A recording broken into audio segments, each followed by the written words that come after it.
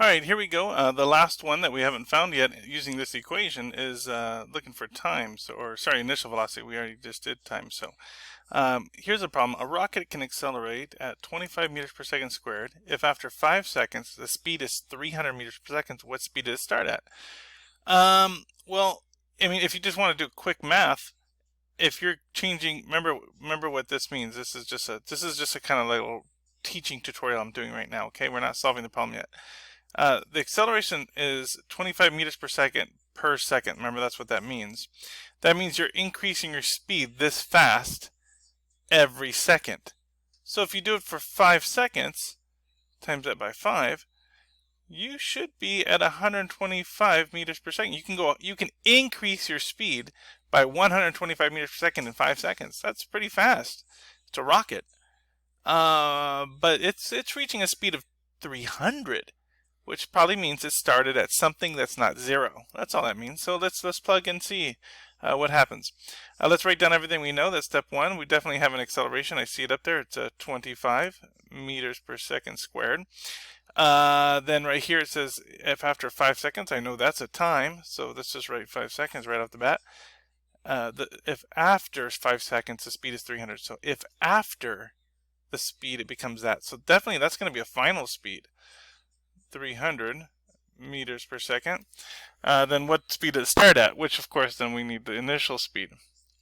And then of course next step is we look at these equations, these variables, and we find an equation that has all of them. This one does. Let's move on to the last step, which is plug them in. A is 25.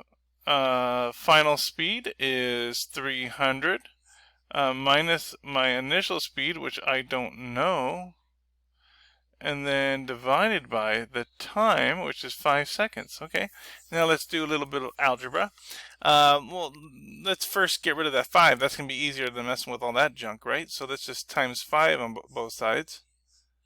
And I get 125, which is kind of what we were playing with earlier when I was looking at that. And then that's equal to 300 minus VO. Because remember, these 5s cancel out, right? Okay, then what can we do here? I can subtract 300. That's one way to do it. There's other ways to do this, but I'm going to subtract 300 and subtract 300.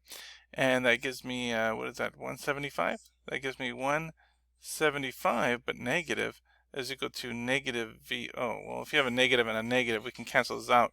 How do you do that mathematically? You just times negative 1 on both sides.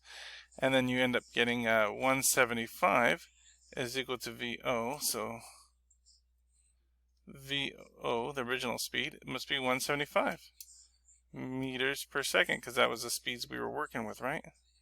And that's our final answer. Okay. So notice this isn't too hard. This is probably the hardest one yet, maybe algebraically anyway, but physics-wise, it's all the same stuff, right? We just go through those same steps. Step 1, we write down all the stuff we know and don't know. Step 2, we pick an equation.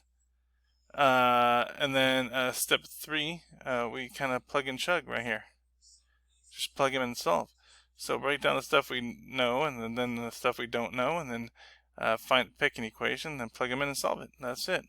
All right. Now let's get some practice problems in.